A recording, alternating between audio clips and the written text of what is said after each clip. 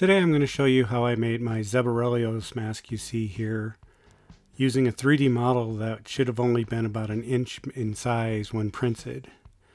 This was meant to be a 3 3/4 inch figure. I brought the head into AutoCAD Mesh Mixer and I erased the beard and the sideburns, and then I hollowed it out so that it only had about a 2mm thick wall all the way around on the inside.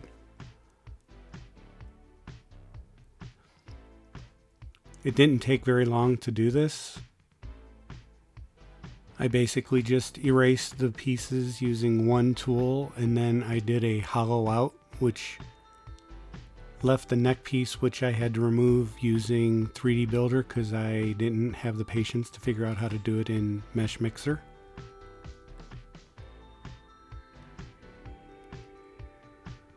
Here I am hollowing it out. Once I got this done, I sent it off to the printer. I printed about 1/4 of an inch of height to test the fit and realized I was a little small, so I had to increase the size to 105%. Once I got it fully printed, here you can see I ran out of black filament, so I had to switch to another roll, which I had white on hand, so that's what I used. I dremeled out the eyes and then just sanded them back down. And then I started using air dry foam clay to sculpt out what I want to have him look like. Basically, the 3D print, although it is close to the cartoon look, I want it to be a mix between the cartoon character and the live action character. This clay comes from Hobby Lobby, which is the closest hobby store to me. There are other brands, some are better, some are worse. Your experience may vary. Hobby Lobby carries 3 different colors: gray, black, and white. The gray seems to be the wettest, as you see here. If it's not wet enough and you need to work with it, you can add water, which is what I was doing here. It allowed me to sculpt it a little better, but you have to be careful. As you can see, sometimes you can get a little too much water into the clay and it starts to stick to you as much as it's sticking to what you're working on. I fought through that and still got what I needed to get done. I then let it sit for 24 to 48 hours. I think this was 24 hours on the first cure because it's so thin. The thicker it is, the longer you need to let it cure. Then I decided to use white so that I could see the difference in what I'm doing. Plus it's not as sticky, so it wasn't sticking to me as much. And I'm adding some details so that there's some texture and whatnot. This is going to come in handy when I go to paint it, because then those different cracks that you see in the skin as I paint it, I can go in and I can add some darker areas to that, almost like weathering a prop to just accentuate that he's not just a flat tone.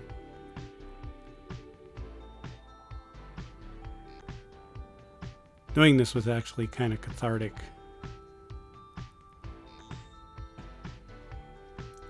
And I realized as I was working that the 3D model it's a little flatter, where the live action Zeb was his head's a little more elongated. And well, I worked with what I had printed, and if I was to do this again, I think I would stretch the model a little.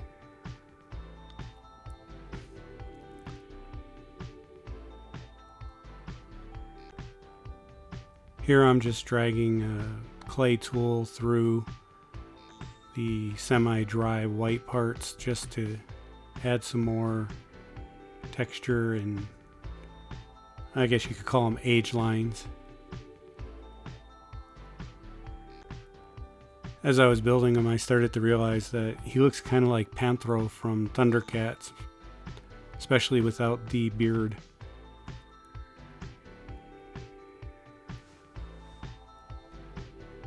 Here I'm adding a little more cheek area. This is going to give me a line to line up the sideburns when I go to add those after he's been painted.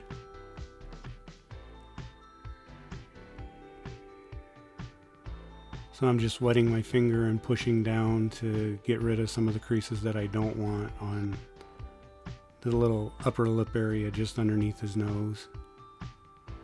Then I realized there's a couple areas behind his ears that I didn't actually cover with clay on day one. I think this was because those were the areas I was using to hold him while I was actually adding the clay. Here I'm using this FX primer from Plaid, the company that makes Mod Podge.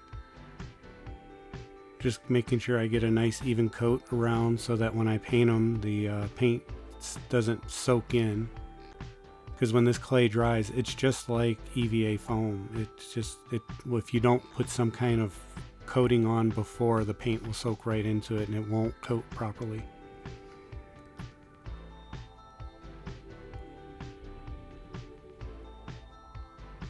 And then I decided that I'm gonna paint some areas black, and as I was doing that I realized it'd be better if I just painted the entire thing black so that I could then paint over it with the purple color.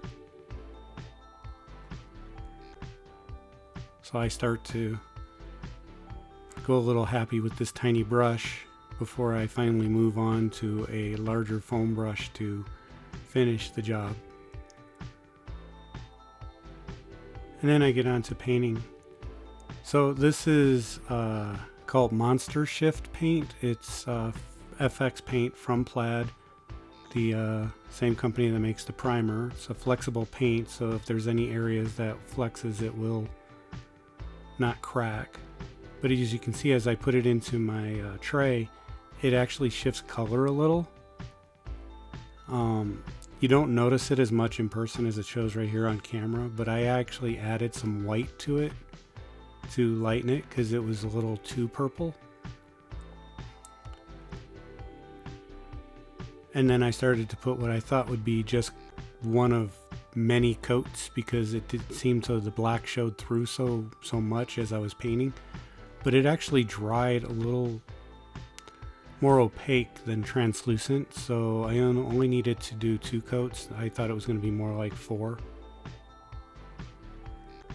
So I'm going to set this aside to dry for a couple hours once I get the first coat on, and then I paint it again to get a second coat, and here's what it looks like after 2 coats.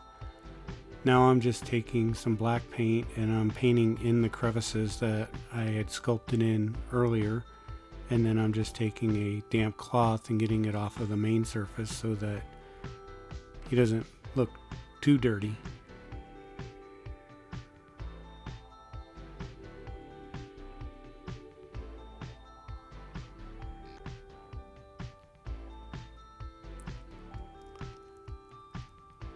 Like I said, my original goal was to kind of do a cartoon looking Zeb, but with the realistic coloring from the Mandalorian. Then when it came time to do the sideburns and the beard, I had this black fur that I decided to use. Hindsight, I think I should have shaved the fur off of the backing and found a better way to glue it on rather than to hot glue the backing on. It's almost a little too heavy, and he looks more like Hellboy if I don't get the beard trimmed down. I think when I make the flight suit for Comic-Con that people will get the point, but it definitely, I could have done a better job with the beard. The beard is just held on with hot glue. I put just a couple dabs of the glue, wasn't hot enough there, so I had to wait for it to heat up a little more. But basically I just put hot glue along the top edge and the bottom edge to get it in place, And then I went and I did a little bit of trimming. I'll do a little more trimming if I can. Hopefully I don't damage the beard in the process before Comic-Con.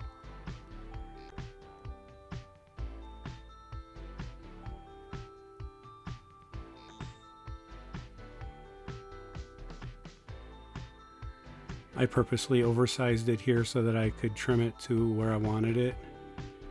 And then you can see where I trimmed the beard up so that it's not all raggedy.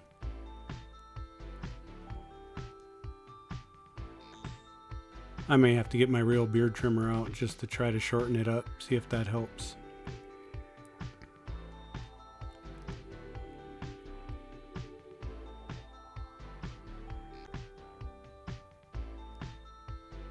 Then I figure out how big I want to actually have the goatee part.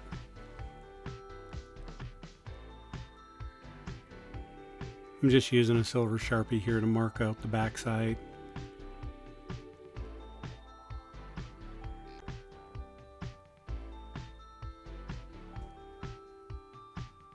So my next goal, I don't know if I'm going to do a video on it, depends on how much time I have, but is to get a light blue jumpsuit and make a suit, maybe even try to make the legs for them before my next Comic-Con comes up. And then I also, because it's 3D printed, it's pretty, there's no airflow in there. I think I need to do a little bit of investigation on what I can do to increase some airflow so that's not too hot while I'm wearing this.